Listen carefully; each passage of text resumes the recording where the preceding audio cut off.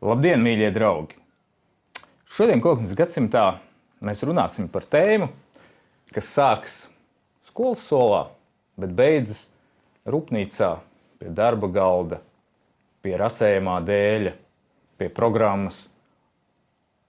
Beidzas ar darbinieku, beidzas ar inženieri, kurš strādā ražošanā. Un aizvien vairāk daudzas nozares, tā skaitā arī mūsu meža nozare, aizvien vairāk saprot, ka vienkārši paļauties uz to, ka skolēns taču kaut ko būs mācību procesā apgūs un atnākot uz ražošanu sapratīs, kas tas tāds vispār ir, ar to nepietiek.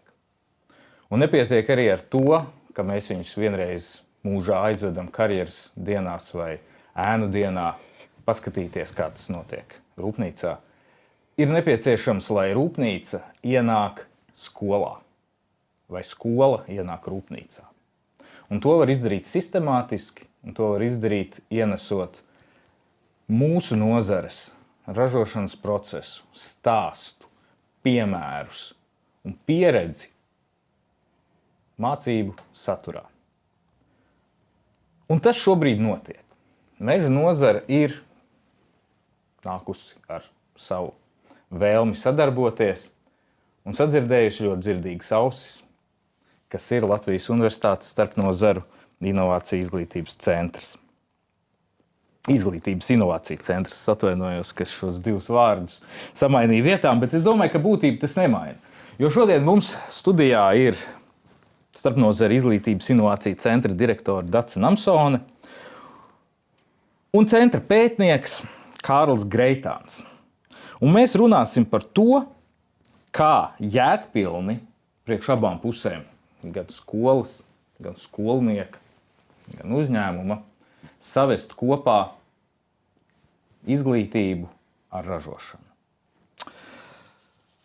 Bet tā kā pat man, kas ar šiem cilvēkiem sadarbojas jau ilgi, samisējās nosaukums, es pieņemu, ka jūs liela daļa no mums, dargie skatītāji, pirmo reizi varbūt to dzirdat. Tāpēc varbūt sākumā Dace un Kārli varbūt izstāstiet, kas ir Latvijas Universitātes starpnozaru izglītības inovāciju centrs, ar ko jūs nodarbojat? Mēs bāzējamies Eksakto zinātņu un tehnoloģiju fakultātē, un lielākā daļa no mūsu kolēģiem ir ar eksaktu tādu pagātni, ja tā var teikt. Un tas mūsu uzdevums ir radīt jaunas idejas, jaunas lietas, lai skolotājiem, skolu vadītājiem, beigās skolēniem būtu veiksmīgāk mācīšanos. Citiem vārdiem sakot, tā viena mūsu darba puse ir pasaules labā prakse, kas ir izpētīts par to, kā kaut ko vajadzētu šodien darīt. Otra ir situācijas analīze. Mēs vērojam stundas, ļoti daudz sarunājamies ar skolotājiem, skolu vadītājiem, mēģinām saprast, kas notiek. Un izglītība ir tāda lieta, kur vienmēr notiek kontekstā. Mēs nevaram patiešo paņemt to, kas notiek Somijā un iecelt Latviju. Tas tā nestrādā. Mēs mēģinām saprast, kā to piemērot.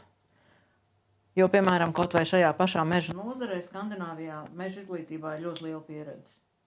Jā. Tad tas, ko mēs mēģinām darīt, mēs mēģinām saprast, kas no tā var pie mums strādāt, kas nevar strādāt, kāpēc, ko var to darīt. Un tā otra puse mūsu darbam ir, ka mēs strādājam ar skolotājiem, ar skolu vadītājiem, kā mācīt labāk, kā mācīt gudrāk un kā šīs jaunās lietas, kas parādās pētniecībā, var dabūt līdz praksē. Kārli, tu esi pētnieks. Ko dara pētnieks šī jomā, izglītības jomā? Tā doma īstenībā, ar ko mēs arī visu laiku strādājam, ir, ka šī mācīšana, šī mācību stunda, tā ir mazāk māksla šo stundu novadīt vai pasniegt, bet vairāk tāda strukturēta iešana uz konkrētu sasniedzamo rezultātu. Un, kā jau Dāca minēja, pasaulē ir ļoti daudz zināms par to, kā dažādus rezultātus sasniegt, arī teiksim, radīt interesi par ražošanu un rūpniecību un to izdarīt kā karjeras izvēli. Tas, ko es ikdienā daru, tā ir arī sadarbība ar praktizējušiem skolotājiem, kuri jau mēģina likt stundās iekšā un tiešām veidot šos pirmos prototipus, pirmos stundu plānus, kā tādas jaunas, inovatīvas lietas varētu Latvijas skolās, Latvijas bērniem saprotami un Latvijas mācību saturam atbilstoši, tad arī izdarīt. Tad, attiecīgi, pirmais mēģinājums, tad saprotam, kas strādāja, kas nestrādāja, ko uzlabot, un tad seko nākamie mēģinājumi.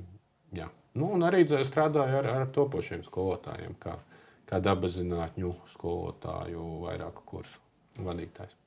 Mēs jau sākumā ieskicējām to problēmu, vai ne? Latvijai trūkst inženieru, un tas jau tiešām nav tikai meža nozares stāsts. Tas ir plašākā mērogā ražošana, tas ir pamats, lai Latvija ienestu iekšā savā ekonomikā ārvalstu valūtu. Ļoti labi, ja tas balstās uz vietējiem resursiem, kas ir koksne. Bet, trūkst inženieri. Tā varbūt ir tāda kopējā problēma, par kuru mēs apzināmies. Bet kā tas sasaistās ar izglītības procesu un kas ir tā problēma izglītības procesā? Kāpēc mums tiešām Latvijā ir tā, ka tos inženierus, zinātnes un vispār STEM priekšmetus aizvien mazāk un mazāk vēlas apgūt, un viņi liekas biedējoši. Gan jauniešiem droši vien, gan es pieņemu arī varbūt vecākiem, kuri neapzinās to pievienoto vērtību tālākajā varbūt darba procesā. Es domāju, ka mēs te neesam kaut kādā veidā unikāli, un ka tikai neesam absolūti vienīgie, kam trūkst inženieru vai kam ir problēmas ar studējošajiem STEM nozarē, un tas ir ilgstoša situācija. Te ir vairākas lietas. Tā viena lieta ir sabiedrības attieksme, mediju telpas attieksme par to, kas ir svarīgi, kas nav svarīgi, vai kas ir tā teikt stilīgi, vai kas nav stilīgi, kā tiek vispār veidots kopējs sabiedrības viedoklis pret dabas zinātnēm. Un tur, manuprāt, ir gana daudz mītu par to, kas tāda rūpnīca, kāda briesmīga vieta. Un pasaka, Dievs, tu taču nevar iet uz profskolu vai tad tev būs jāstrādā rūpnīcā. Ja? Man liekas, ka vispār nav šīs sarunas par to, kas ir īstenībā mērķis tam, kāpēc mēs kaut ko darām. Un kāpēc mēs vispār mācāmies vai nemācāmies. Otrs, mums ir ļoti dominējošs skolotājs, tikai sievietes gandrīz. Kas nozīmē, ka tas nav stereotips, bet tā dzīvē ļoti praksē notiek. Viņām pašām ir diezgan svešs tas viss process. Ļoti, kas tad tas īstenībā ir un kas tur šodien notiek, lai par to varētu kādu ļoti rosināt tajā virzienā doties. Kas ir ļoti interesanti. Piedod, ka es tev pārtraucu, bet es gribēju iestarpināt, ka patiesībā, ja mēs paskatāmies uz to, kas strādā ražošanā, un te ne tikai pie darba galda, bet vispār ražošanas uzņēmumos kā tādos un veic arī tādus inženiertehniskas plānošanas darbus, vismaz meža nozarē, galīgi nav tā, ka tur dominētu maskulīnais darba spēks. Tur ir ļoti daudz sievietes. Tā kā, tas bija tikai tā, ka, lai nedomā skatītājs, ka mēs šeit runājam par zēnu auditoriju vienīgi, un tad, ka meitenes tagad var izslēgt. Nē, galīgi tā nav. Jā. Un, man liekas, trešā lieta ir tā, ka mēs sākam domāt, ka mums tie inženieri trūkst kaut kur skatoties uz vidusskolēniem. Un tad labi, vēl 9. klases pašu beidzēju, un tad tagad mēs viņu iesim un aģitēsim. Tas, kas ir daudz, kur jau ilgtermiņa pētījumos pierādīts, ka tās lielās dzīves izvēles, tā kā zinātnieks vai sētnieks, notiek daudz agrāk. Un to mēs, manuprāt, kļūdāmies. Un tas, ko mēs pilnīgi nenovērtējam, ir priekšmets dabaszinības, kur skolēns mācās 6 gadus, no 1. klases līdz 6. Un tad tie otri 6 paliek jau tur bioloģija, fizika, ķīmija un tam līdzīgas lietas. Un ja tajos pirmajos 6 man tur galvā veidojas putra, un man tas absolūti pārstāv interesēt, tad kāpēc mēs ceram, ka man vēlāk sāks interesēt? Un šķiet tāda gadījuma ir ļoti reti. Jo dabaszinātnēs kā tādās intereses ir saistīta ar saprašanu. Tajā brīdī, kurā pazūd saprašana, tajā brīdī nevar cerēt, ka paliks interesi. Tas droši vien ir ar jebko dzīvē, tieši tā. Bet šobrīd mēs esam Latvijā pārmaiņu procesā. Es saprotu, ka arī izglītības saturs mainās, un tās jaunās vēsmas, kas arī ir, teiksim, kaut vai no Skandināvijas piemēriem paņemts, viņas tiek sāktas integrēt. Kas ir šobrīd tas projekts vai process, kurā jūs ļoti aktīvi kā institūcija un kā jūs kā pētnieki iesaistaties? Un es zinu, ka viņš ir tieši saistīts ar 1. 6. klasi un ar dabas zinībām. Jā, tie projekti mums ir neviens vien. Jāsaka jau, ka 5 gadus mēs cenšamies, teiksim tā, izzināt šo 6 klašu posmu un, es teikšu lielā mērā arī izveidot metodiku, kā vispār šo priekšmetu mācīt, jo tā iepriekšējā metodika ir izdota pagājušā gadsimta 30. gados. Un pavisam drīz 19. augustā mēs publicēsim arī ļoti apjomīgu un biezu izdevumu, 580 lapas biezu, par to, kā šo priekšmetu mācīt, ko mēs esam arī pēdējos gados pārbaudījuši. Un šim te izdevumam, biezajam ķieģelim, kur adresāts ir skolotājs, nāks klāt vēl vairāki citi izdevumi. Viens no projektiem, kā jau tu minēji, ir no Izglītības un zinātnes ministrijas pasūtīts. Tad īstenībā stundas plāns katrai stundai no 1. līdz 6. klasē šiem dabaszinību skolotājiem. Un tur mēs redzam ļoti loģisku vietu arī tieši šiem ražošanas procesiem. Un tas arī izglītības standartā ir ierakstīts, ka skolēniem tātad ir jāspēj skaidrot, kā tad no kaut kāda izēja materiāla top kaut kāds produkts, kas paliek pāri, kas ar to tiek darīts un šīs lietas. Un tas, ko mēs sadarbībā ar praktizējušiem skolotājiem un arī ar uzņēmumiem esam sapratuši, ka tas viens no veidiem, kas varētu atstāt arī pozitīvu ietekmi uz skolēna attieksmi pret ražošanu, uz skolēna tālākām karjeras izvēlēm, ir nevis stāstīt viņam par šo, nevis varbūt likt skatīties video vai lasīt grāmatu par šo, bet 10-12 mācību stundās pašam izzināt, kas tur strādā, kas tur nāk iekšā, kādi materiāli, kādi procesi notiek, kādas tehnoloģijas tiek izmantotas, kur tas saražotais produkts tālāk ceļo, kā rūpējas par dabu, kāda ir tā ilgtspēja.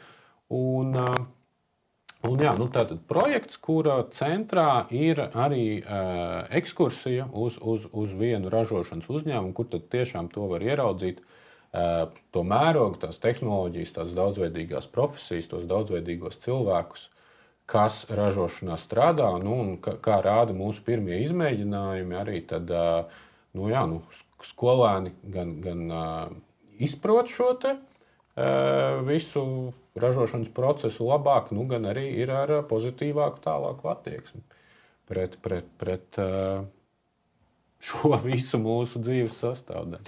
Lūk, un šī brīdī šajā stāstā nāk iekšā ražošana, jo ekskursija uz ražošanas uzņēmumu, kaut gan es saprotu, ka mēs viņu tikai tā aiz ieraduma saucam par ekskursiju. Patiesībā tā ir vadīta mācību stunda uzņēmumā. Jā, tā ir vadīta mācību stunda uzņēmumā.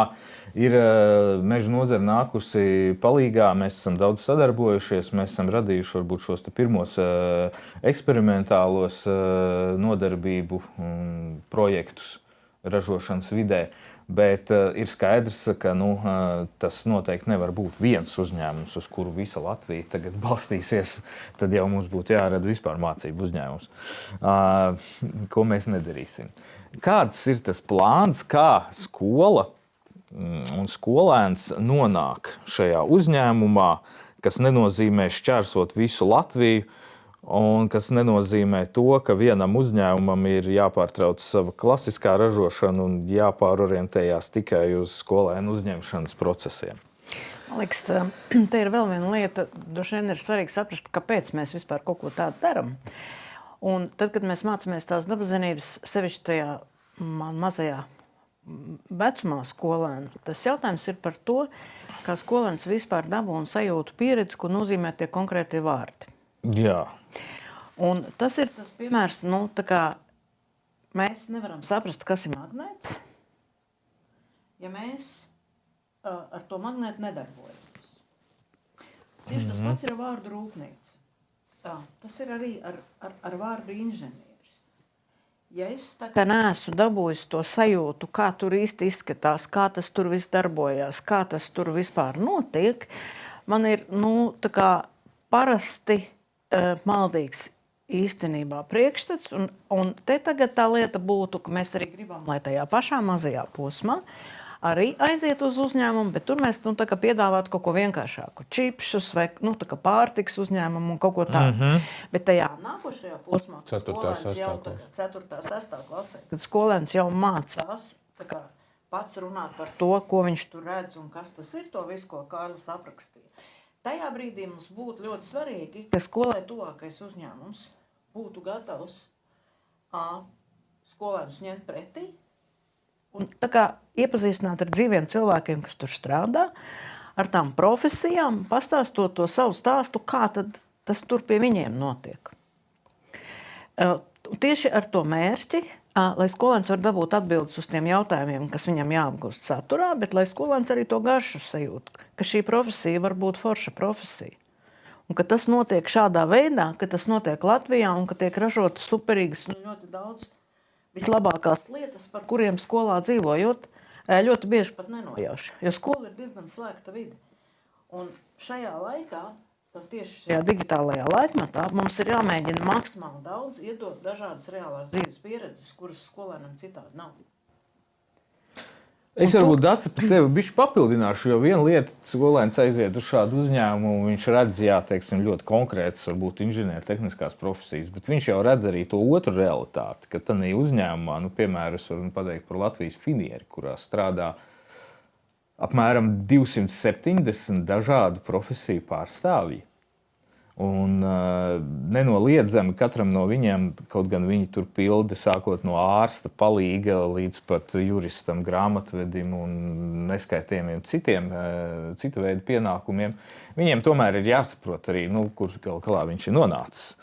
Un kas tad ir tas pamat process, kas notiek šajā uzņēmumā. Tā kā tas atkal nav pat tik daudz, ka tas nav pat par to, ka mēs tur varbūt tieši to inženieru zinātni varbūt parādam, bet mēs parādām, ka tā ir dzīve ekosistēma, kurā, lai ko tu aizietu mācīties Latvijā, tev ir ļoti lielas iespējas, ka tu nonāksi labā, atalgotā, foršā darbā, savā profesijā, bet ražošanas uzņēmumā. Un, lai tas nenobiedē, ka es iešu strādāt par juristu uz rūpnīcu, kas tas man būs gumijniekos, tur jāsteigā. Vai, arī tas, man liekas, iedod ļoti daudz. Un vēl viens tāds maldīgais priekšstats, kas varbūt pēdējā 10 gadē tieši ir izteikts, ka šīs te rūpnīcas nopocina vidi, kaitē videi. Es domāju, tas vēl viens mērķis, ko mēs arī savā piedāvājumā esam ielikuši, kad uzmanīgi skatīties un arī jautāt, kā tad tiek rūpēts par ilgtspēju, par ilgtspējīgu attīstību, jo droši vien jebkurš kārtīgi saimniekojot un atbildīgi saimniekojot jau neko, teiksim tā, nemet ārā un nededzina, ka īstenībā rūpnīcas darbojoties ekonomiski pamatot arī ir pietiekami ilgtspējīgi piemēri ražošanai. Kas ir vēl lieliski, jo šeit, man liekas, caur šo stāstu savukārt mēs atkal noņemam to nelielo mītu par to, ka, kāpēc mēs varam nopirkt Temu no Ķīnas preci par, 10 eiro, bet ja viņi ir ražoti Latvijā vai Eiropas Savienībā, viņi maksā 50. Kā tas tagad tā sanāk, Bet te jau slēpjas aiz katras šīs cenas slēpjas kaut kāda pašizmaksa, un šajā pašizmaksā ir iekļauta viss šī ilgtspēja. Un tā attieksme, ar kādu Latvijā vai Eiropā rūpnīca darbojas pret vidi, pret sociālo pusi, pret galu galā arī darbiniekiem un vispārējo, tās ir milzīgas investīcijas. Un tās prasa arī atbilstošu cenu. Un tad varbūt arī cilvēki vēlāk pieaugot sākas apzināties savas izvēles, uz kuras valsts ekonomiku tu novirzi pēc tam savus līdzekļus, kurus tu nopelni. Kas arī nav mazsvarīgi. Tas ir ļoti būtiski pēc tam, jo katrs varbūt nekļūs par inženieri, bet katrs būs patērētājs. Man liekas, tur ir vēl viena lieta, turpinot to vides stāstu. Vairāk līdz šim skola ir runājusi par mežu kā ekosistēmu, dabīgo, kurā aug koki. Un tad šobrīd šajā diskusijā, kas mums ir tā kā sabiedrībā, publiskajā telpā, Jā. Mūsuprāt, ir diezgan neprātīgi mēģināt kaut kādu vienu viedokli tikai uzspiest, bet ka skolēnam ir jāmācās jau tajā vecumā izvērtēt, kad ir arī tā otra puse, tas mežs kalpo tam, ko mēs no viņa varam dabūt un kādā veidā mēs to darām. Un viņam ir jāredz tas pilnais cikls, lai viņš varētu izvērtēt, kurā brīdī tā koksne mums ir vajadzīga, tāpēc, ka mums vajag uz kā sēdēt un visu ko citu darīt. Ja? Un kurā brīdī mēs tagad gribam, lai tie koki vienkārši aug. Un tā diskusija par šo, manuprāt, sabiedrība līdz tam īsti vēl nav izaugusi, ir tāds divsnaidīgs puses. Un tāpēc mums šķiet ļoti svarīgi, ka skolā jau agrīni skolēni mācās analizēt un saprast, kādi argumenti ir vienā vai otrā pusē. Ja es darīšu tā, tad būs šitā, ja es darīšu tā, tad būs tā. Un arī ieraudzīt ļoti konkrētus faktus, ja, kad teiksim, tā informācija, ka tur rūpnīca rūpējas par notekūdeņiem vai par kādiem izplūdes gāzēm, ka tas nav tikai apgalvojums, bet ka tas patiešām ir fakts, uz kura balstoties var veidot arī kaut kāds arguments. Jā, es kā arī ilgus gadus bijis ražošanas jomas pārstāvis, es varu droši pateikt, ka ir ļoti liels darbs, īpaši jau no Latvijas valsts mežu puses ieguldīts viņu izglītības programmās un sadarbībā ar skolām, lai izskaidrotu un stāstītu un iekļaut mācību procesos to faktu, kāpēc Latvijā mēs mērķiecīgi audzējam mežus, kā mēs to darām un kā izaudzēt kvalitatīvu, ražīgu un pēc iespējas labāku koksnes resursu un lielāku arī apjomu ziņā dodošu mežu. Bet jā, tur arī šis stāsts apraujās. Un nav tālāk tā mācību procesā iekļautā skaidrojošā un informatīvā stāsta par to, kas Latvijā notiek ar šo koku pēc tam, kad viņš mežā ir izaudzis. Un tad var rasties visi šie dīvainie mīti, ka tās fūras, kuras ved baļķis vai kokvedēji, pareizāk sakot, pa Latviju, ka viņi taisnā ceļā dodas pāri robežai vai uz ostu. Un tur visu sakrāmē kaut kur un tad aizved. Tad jau mēs paši neko nemākam. Lūk, un tāpēc ir vajadzīga šī uzņēmējdarbības iesaiste. Bet pēc mana garā ievada jautājums būtu tāds, kā tad mēs tagad panāksim, lai šie uzņēmumi un šīs skolas satiekas? Tas, ko mēs no savas puses esam izdarījuši skolas pusē, ir izveidoti šie stundu plāni, ir izveidots šis materiāls, kā to vajadzētu darīt tā kā skolas pusē. Un otrs arī tas, ko mēs kopā ar jums darām, mēs domājam par to, kā izveidot šo materiālu arī uzņēmējiem, kā tad tā stunda rūpnīcā varētu izskatīties. Lai tas nebūtu tāds tā kā lielīšanās stāsts, cik mēs esam labi, kas, protams, arī nav maz svarīgi. Bet lai tas tiešām būtu trāpīt uz to mērķi, ko mēs kopīgi gribam sasniegt. Mēs esam jau, kā jau Kārlis teica, vairākas reizes izmēģinājuši, kā tas strādā. Un droši vien tā lieta ir, kā šo labo praksi mēģināt popularizēt, izveidojot iespējams kādu video variantu sākumam un aicinot katru no kolēģiem, kam ir tuvumā skola, sākt vai no ar savu tuvāko skolu, ar savu bērnu skolu un negaidīt, kamēr skolotājs atnāk pie jums, bet iet un piedāvāt no savas puses, ka jūs labprāt gribētu, lai bērni pie jums atnāk. Jā, tas paradoks ir tas, ka izglītībā ļoti reti kaut kas nostrādā, ja tas tiek nolaists no augšas uz leju. Parasti vislabāk strādā tie risinājumi un tie varianti, kas ir no apakšas uz augšu. Kad tiešām satiekas tie, kuri tad lietā ir iesaistīti. Ja? Tas uzņēmums, kad mēs esam pieejami, teiksim, tad un tad. Lai arī varbūt tas materiāls skolotājiem ir, teiksim, 5. klases 2. temats, tie temati arī ir diezgan, kā lai saka, elastīgi un ir pārkārtojami dažādās secībās, kaut vai atkarībā no tā, kad arī šis uzņēmums ir gatavs uzņemt. Un es tagad pārslēgšos un mēģināšu iejusties tādā kā uzņēmēju lomā, jo tie jautājumi varētu būt droši vien diezgan tādi dabiski, un es pieņemu, ka mūsu skatītāju vidū ir diezgan daudz varbūt uzņēmējdarbības pārstāvju. Tas pirmais būtu, jūs te minējāt par kaut kādiem materiāliem, kas būs sagatavoti, bet ko tas tagad man nozīmē? Man vajadzēs apmācīt pašam speciāli kaut kādu cilvēku, kuram tagad vajadzēs tur pedagoģisko gandrīz vai izglītību, lai tagad paņemtu pretī bērnus un ar viņiem strādātu. Ko tas man prasīs? Es tagad esmu visu savā ražošanā, man ir eksports, man ir citi visi jautājumi. Kur man ņemt, ko man tagad novirzīt, lai tas viss notiktu? Es domāju, ka tas prasīs dažas stundas no tā laika, kur es vienkārši saprotu, ka mēs varam to izdarīt. Mēs varam tās uzņēmuma durvis atvērt, ja mums ir ar ko dalīties. Ja mēs to izdarām vienu reizi, faktiski pavisam vienkāršā veidā, skolotājs ar jums sazinās, un jūs vienojaties par to, kas no katra šajā gadījumā varētu būt vajadzīgs, uz ko ir fokus. Un jūs izstāstiet šo savu stāstu skolēniem, atbildiet uz skolēnu jautājumiem un parādiet tās atslēgas vietas un tos cilvēkus, kuri ir jūsu uzņēmumā.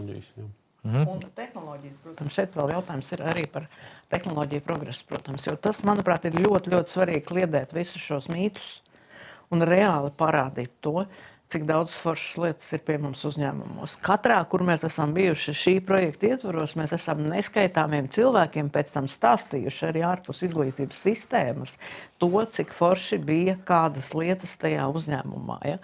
Ģimenes draugu ballītēs un kur tik visur nē, par to, ko mēs īstenībā nezinām ārpus jūsu pašu sistēmas. Mums te ir bijusi, tā teikt, pat ļoti liela pārsteiguma. Ja tā vēl par šo sagatavošanos, nekas jau labāk kā tāds patiesas stāsts par to, kā tas viss ir radies un kā tas uzņēmums strādā, droši vien nevar būt labāks. Stāstot šo stāstu, droši vien jāmēģina sākumā iedomāties, ka tie varbūt nav skolēni, bet ir bērndārznieki. Un tas, ko mēs arī testējot šo ekskursijas rūpnīcās, bieži vien ieraugam daudz dažādi žargonu vārdi, lokāli lietoti vārdi. Varbūt padomāt par tiem, vai stāstot tādi neradīsies, nebūs.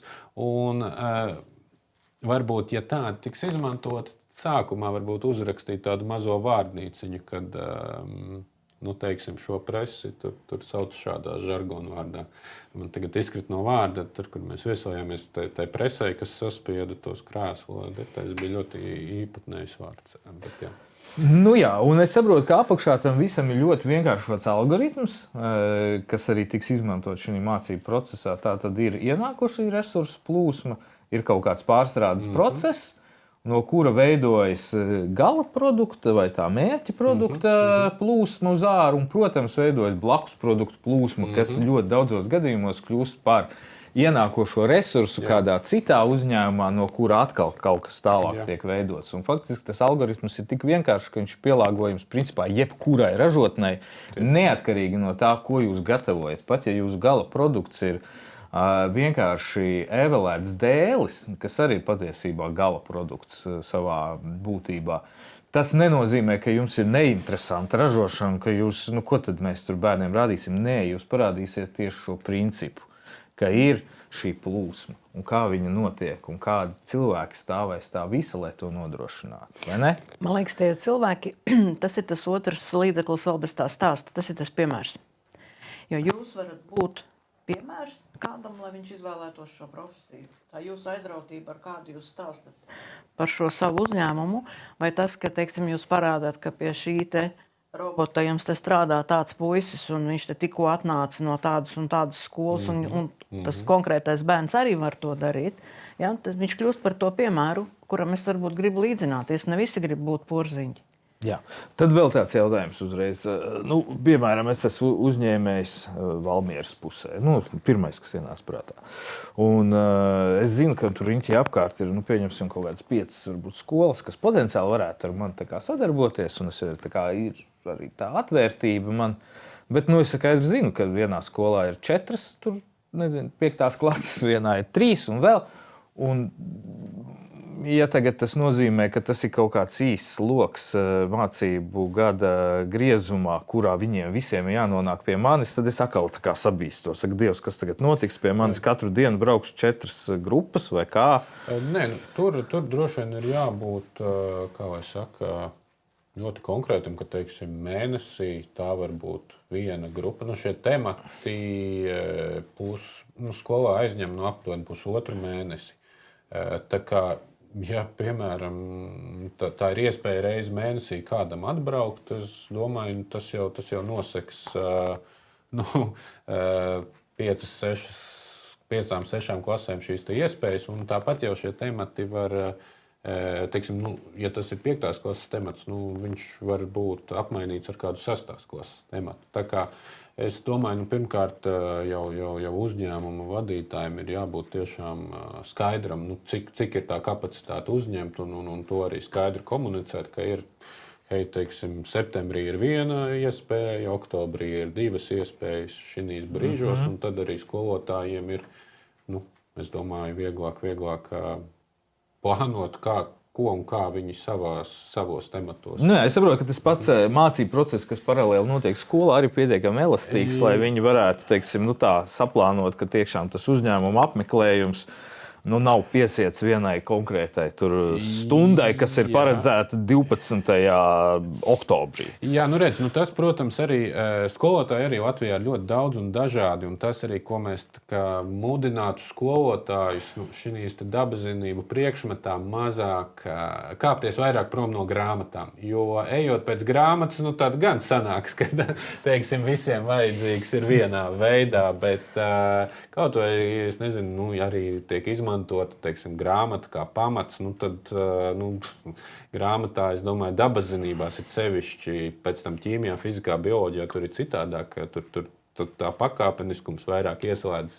Bet šīs dabaszinībās šie temati ir kā klucīši pārliekami dažādā secībā, un no tā nemainīsies lielā mērā tas iegūms skolēnam, un arī, teiksim, starp 5. un 6. klasi vai 5. un 4. klasi. Tā kā. Man ļoti patīk, ko tu pateici, ka dabas zinības nevajadzētu būt balstītam ļoti precīzi un tematiski uzrakstītā grāmatā, jo gal galā dabas zinības tas ir par to, kas ir mums visapkārt. Tas ir par dabu. Un cilvēks, un tehnoloģijām, jo gal galā cilvēks nav un nekad nevarēs dzīvot, neizmantojot dabas resursus. Un mums ir šobrīd joprojām Latvijā vienīgais būtiskākais dabas resurss, kas mums ir, tā ir mūsu zeme, uz kuras, jo zem viņas īpaši daudz nekā mums nav, bet toties uz viņas mēs varam izaudzēt gan labību, gan koksni. Tā ļoti lielos blokos ņemot, tad arī tie ir tie galvenie procesi, kas būtu maksimāli jāparāda un jāiekļauj. Man liekas, ja mēs mazliet pakāpjamies atpakaļ tieši no nozares, tad te ir jautājums par veidu.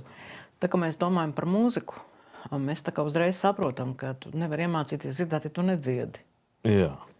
Un diez vai tu uzskatīsi, ka mācību grāmata dziedāšanā ir pats svarīgākais. Droši vien, ka ne. Kāpēc mēs domājam, ka dabaszinībās ir citādāk?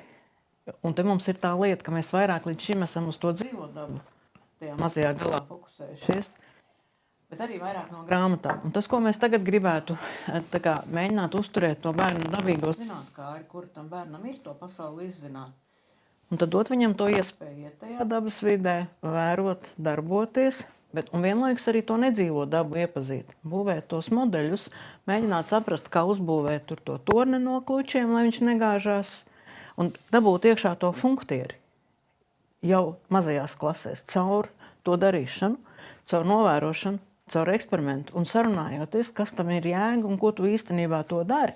Un to var darīt arī katrs uzņēmējs, kā tētis un mamma ar saviem bērniem. Pavisam ar vienkāršām lietām, uzturot dabīgo zinātkāri, uzturot to interesi un nedzenot viņu iekšā, ka tā ir vēl viena lasīšanas stunda, mums ir jātiek prom no šī. Un to mēs varam izdarīt atkal tikai visi kopā. Un tā rūpnīcas vide ir tikai viens mazs solītis tajā, kā iepazīt to apkārtējo pasauli. Un dabūt to sajūtu pieredzi. Un te nu atkal pieķeroties varbūt vārdiem un apzinoties to milzīgo nozīmi, kas šeit ir iekšā zem vārda visiem kopā. Es gribu tad precizēt arī ar jums. Es saprotu, ka šis process, kas būs skolas un uzņēmumu kopā sanākšana, viņš tomēr ir ļoti decentralizēts. Tas nebūs tā, ka jau būs tagad viena kaut kāda izglītības ministrija vai izglītības valsts satura centrs, kurš nu tagad koordinēs visu, kur uzņēmums apzvanīs un veidos tīklu kaut kādu ar tiem, kas ir atvērti un gatavi nākt, un skolas savukārt savā starpā tur koordinēsies, kur brauks. Tas ir decentralizēts process, un tāpēc ir ārkārtīgi būtiski šobrīd tiešām tā atvērtība un tās dzirdīgās ausis no uzņēmumu puses. Pirmkārt, piefiksēt, ka šis process ir ielikts dabas zinību apgūs programmā, un tas jau ir milzīgs solis uz priekšu. Un te nu ir tā lielā iespēja pašiem arī pielikt savu roku, lai turpinātu un to pavisam līdz galam novest un īstenot. Vai es pareizi saprotu? Es domāju, ka tev arī ir tā lieta, sākam sarunāties par to, ka tas ir svarīgi un kā mēs to varam izdarīt. Mums tā kaut ko ir jāsaka. Jā. Piemēri ir. Sarunājamies un mēģinām saprast, ko mēs katrs varam darīt tajā vietā, kur mēs esam. Es domāju, ka ļoti precīzi iezīmēja, ka ja tiešām kaut ko saprātīgi, ātri iedzīvināt, lai tas strādātu, tas patiešām droši vien decentralizēti ir visloģiskākais. Jo gaidīt tagad no augšas tur dažādās pakāpēs rīkojums, ka tad un tad jābūt tur un tur, es domāju, tad mums pāris gadi aizies, lai šādu birokrātiju izveidot. Un vai tas vispār būs vajadzīgs? Jā, varbūt tagad tā ļoti īsi, Kārli, tu varētu izstāstīt tā mazliet par solīšiem. Kas, jo ir piemēri bijuši, jūs esat veikuši šīs ekskursijas jau vairākos uzņēmumos. Kā tas ļoti konkrēti notiek? Jā. Redz, tā kā no skolēnu skatu punktu es vairāk centīšos runāt.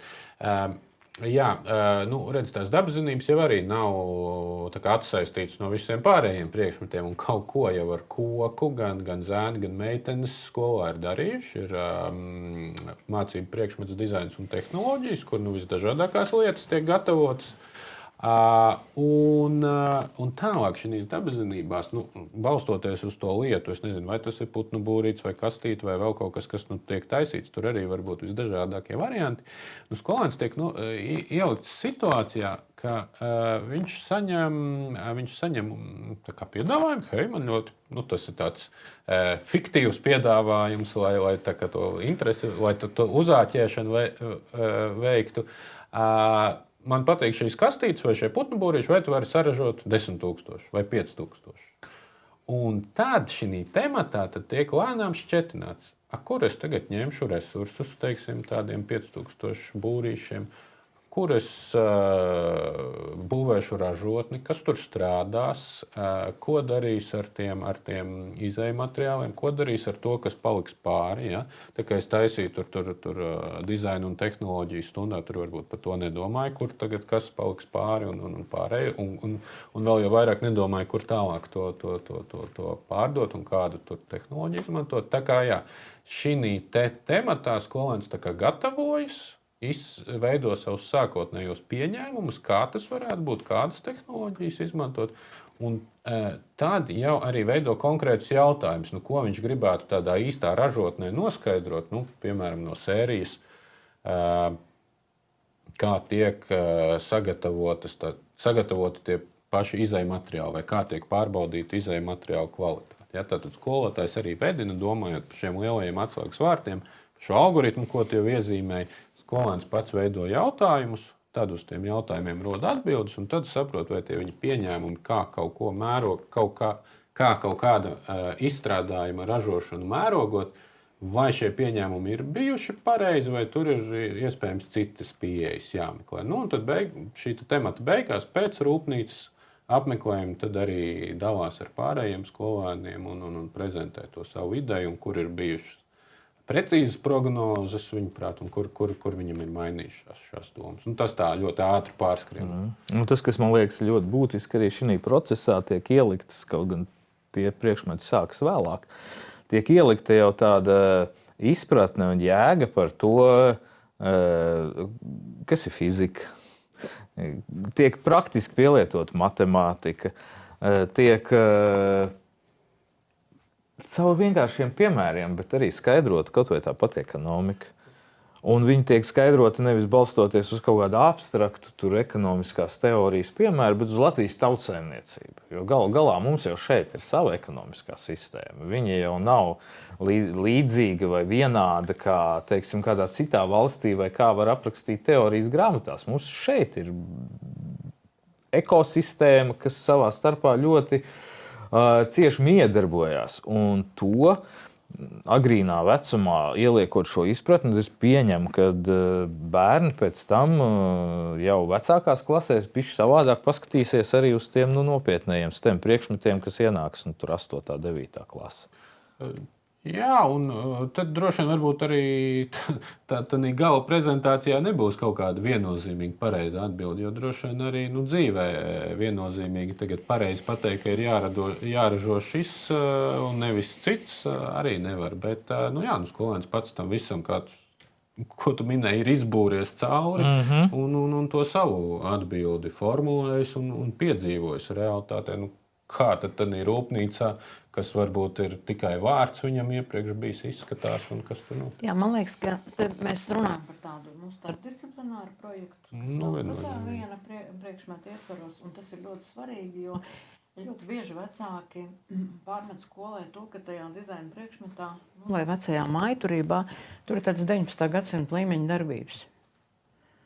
Ka tur kāds ādā zeķi vai kāds tur zāģēja klucīti bez kaut kādas saprašanas, kāpēc vispār kaut ko tādu dara un kā to vispār īstenībā šobrīd pasaulē dara. Jā. Un līdz ar to mēs tā kā mēģinam dabūt to kopbildi, kā Kārlis minēja to vārdu mērogot, kā tad no tā, ko dara ar rokām, kā tas īstenībā šobrīd dzīvē notiek un kur tad tur ir ienācis tas tehnoloģija progress.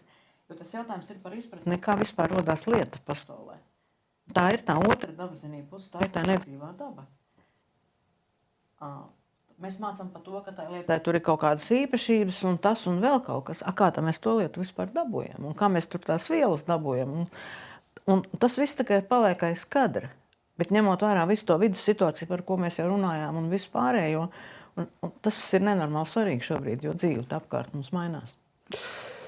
Tu vienā brīdī pieminēji skolotāju. Tu pieminēji skolotāju, jā, kas Latvijā, protams, absolūtā pārsvarā ir sievietes, bez varbūt iepriekšējas dzīves pieredzes arī saistībā ar šādām ļoti tehnoloģiskām un praktiskām lietām. Es domāju, Adīte jau gan, jo katra no viņām ir kādreiz dzīvē darījusi, bet no rūpnīcas ir diezgan tāls tas ceļš un skats bijis.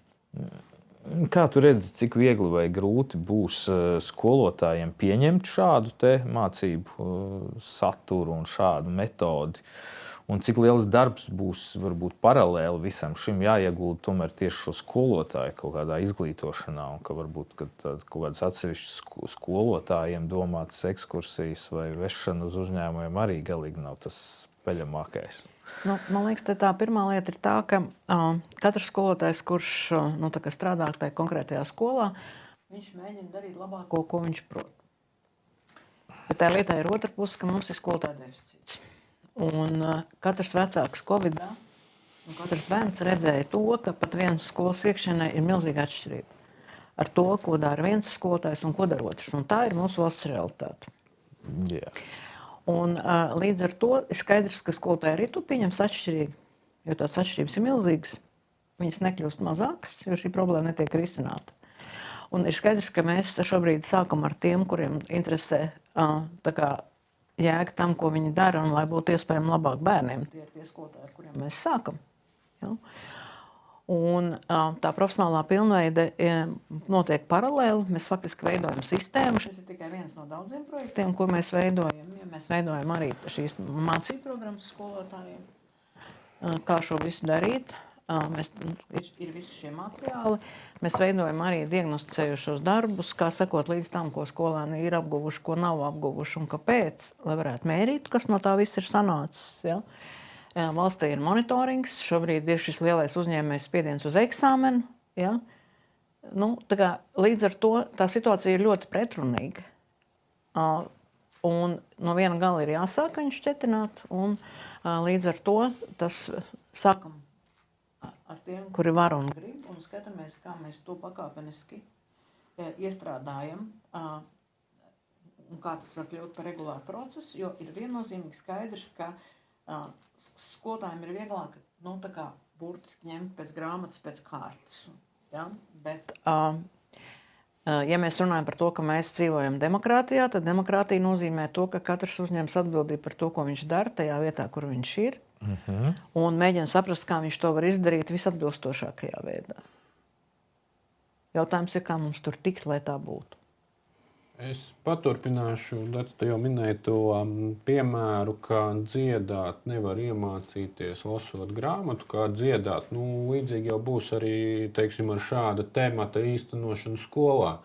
Nu, tikai lasot par šo īstenošanu vai klausoties kādu stāstu, tam jau arī iemācīties šo tematu īstenot nevarēs. Nu, visproduktīvāk to varēs iemācīties, mēģinot to izdarīt un pašam uz sevi mēģinot kritiski paskatīties, kas sanāca, ko varētu darīt citādāk un mēģinot to darīt. Un es domāju, ka šeit nav jābaidās nošaut greizi, jo tā pievienotā vērtība viennozīmīgi būs. Tā kā šo ekskursiju ir īstenojot nevis kā vienreizēju notikumu, bet kā tu teici, kā mācību stundu ražotnē. Un, tā kā tikai darot. Jā, labākā tālāk izglītība. Man tad nāk uzreiz prātā tas senais teiciens, ka Roma netika uzcelt vienā dienā. Un tieši tā. Bija varbūt kādi cilvēki, kuri sanāca kopā un pateica, ka neauglīgajā zemes pleķī būs ar laiku pasaules lielākās impērijas galvaspilsēta, bet tur bija sākumā tikai akmeņi. Un tad vienkārši kopā darot, mēs tagad redzam pēc 2500 gadu, ka joprojām Roma stāv un viņa ir varena. Un līdz ar ko arī šī gadījumā mums nav jāskatās uz to, ka tagad ar 1. septembri kaut kas pēkšņi tik radikāli nomainīsies, un tas arī nenozīmē to, ka pēc gada kas atkal ir tāds ilgtermiņa skatījums, varbūt uzņēmēja darbības pusē, ka pēc gada tagad jau klauvēs pie durvīm uzņēmumos vesela virkne ar jauniem acīm spīdošiem inženieriem. Nē, šis ir process, kurā mēs ieguldam darbu, domājot par ilgtermiņu. Bet ja kāds uzņēmums redz savu ražošanas vietu lokālajā reģionā ilgtermiņā, un viņš saprot, ka, lai tur strādātu cilvēki, viņiem droši vien kaut kur apkārtnē ir arī jādzīvo. Un tad no otras puses tie cilvēki, kuri apkārtnē dzīvo un kuriem aug mazi bērni, un kuri varbūt nevēlas gluži, lai viņu bērni pamestu Latviju pirmajā dienā pēc diploma saņemšanas, tad šis ir tāds vēl viens solīts, vēl viens projekts, kurā abām pusēm sadarbojoties, ir iespējams arī parādīt to, ka jā, es pēc skolas beigšanas varu nebraukt prom no no savu reģionu. Es varu šeit strādāt, jo šeit ir darba vietas. Un, kā jūs teicat, varbūt nevar tikai inženieri, bet atverot šīs uzņēmuma durvis, tas bērns ierauga to, ka tur ir arī viņa sapņu profesijai, kas varbūt ir kaut kāda pilnīgi cita. Absolūts pielietojums. Tepatās pie mājām, nekur projām nedzenoties. Nu, tas ir tāds, man liekas, pat Latvijas lauku reģionu stiprināšanas viens no veidiem. Man liekas, ka arī uzņēmēji var palīdzēt skolā ienest pieredzi, ko nozīmē strādāt projektos. Latvijas valsts meži savā laikā inicēja šo projektu, ko mēs jau piedāvājam tagad gadi 7, 8, ir atpakaļ par to, ko skolēniem darīt mežā. Tā ir tā dabas vides puse. Nu, šis tagad ir nākošais solis, nākošais projekts. Tagad domājam par to, ko skolēniem darīt uzņēmumā. Un nedomājam, ka tas notiks ātri. Arī uz mežu visas klases vēl nebrauc. Kaut mēs zinām, ka Skandināvijā vai Šveicē ir praksi, ka sākuma skolā pat tur veselu dienu nedēļā pavada mežā. Ja, līdz tam mums ir ļoti tālu. Bet šis tagad ir jau nākošais projekts. Un uzņēmēja vide var palīdzēt skolai ienest šo citu veidu domāšanas pieredzi. Jā, tieši tā. Tā kā šis ir sākums kaut kam lielam un ļoti jēgpilnam, bet tomēr mēs šobrīd esam augustā, tūlīt ir septembris, sāksies jaunais mācību gads. Varbūt vēlreiz gan no skolas puses, gan no uzņēmējdarbības puses, kas ir tie pirmie soļi, ko vajadzētu darīt, lai arī šis mācību gads, jo es saprotu, ka tie 5000 lapas pušu materiāls jau tagad jau ar septembri ienāk tādā skolas vidē. Ko darīt uzņēmumam, ko darīt skolotājam, lai šis pirmais mācību gads arī nebūtu tā kā pilnīgi tāda absolūti neko nesaprotama taustīšanās, bet jau kaut kāds jēgpilns process sāktos. Skolotājiem droši vien tiešām tomēr iepazīties ar šiem materiāliem, jo tie, lai arī daudz, bet lielā mērā jau stundu pa stundai apraksta, kā tas varētu būt. Iepazīties ar materiāliem, padomāt, iespējams apspriesties ar skolas kolēģiem, kas mums tuvākajā apkaimē ir tādi ražošanas uzņēmumi, kuri strādā ar koku. Un, arī iespējams piezvanīt un apjautāties. Varbūt, ka ir iespēja arī doties. Nevis rīt, bet pēc kāda laika. Jā. Un uzņēmējiem droši vien mēģināt paskatīties ar bērnu acīm uz to, kā notiek tas process pie mums un kā vienkāršā veidā mēs varētu izveidot to stāstu, kurš varētu būt noderīgs tiem bērniem, kas mums blakus kaut kur arī mācās. Un, kurš starp citu droši vien tajās skolās mācās pilnīgi noteikti. Ja nevar būt uzņēmuma īpašnieku bērni, tad kāds no vadošajiem darbinieku bērniem, kāds no vispār kolektīvu bērniem, gan jau tā saikne ar to skoliņu. Es domāju, ka lielākai daļai kaut kāda ir. Un tad te ir tas foršais brīdis šo saikni stiprināt, atjaunot kontaktus, jo viņi varbūt kādā brīdī ir pazuduši. Un, atvērt durvis un sirdis šim procesam, kas saucās mūsu jaunās paaudzes izglītošana, jo galu galā tiešām kas tad veido Latviju un kas veido valsti, to veidojam mēs paši. Neviens cits, tikai mēs. Un, ja mēs gribam dzīvot skaistā, sakoptā, pārtikušā valstī, un neatkarīgā, protams, tad ir pilnīgi skaidrs, ka mums ir jādarbojas visiem kopā, tā skaitā izglītības procesu attīstībā un savstarpējā integrēšanā ar ražošanu. Paldies jums par šo sarunu. Paldies jums, ka skatījāties. Varbūt vēl pēdējais tāds, ja jums ir kādi jautājumi, vai kas varbūt ir kaut kāds, es nezinu, e-pasts vai kaut kāds telefons, Kārli tavējais vai Dats tavs, es nezinu, kam, es ļoti pieņemu, ka varbūt kādam cilvēkam var rasties jautājumi, un tad, kur es vēl varu kaut ko saprast, kur es vēl varu noskaidrot, jo, šeit 45 vai 50 minūtēs mēs, protams, ka tā ļoti virspusēji pieskārāmies šim, varbūt kāds grib padziļinātāk tā kā to visu izprašņāt. Jā, visvienkāršākais rakstīt uz mūsu centra e-pastu siic@lu.lv.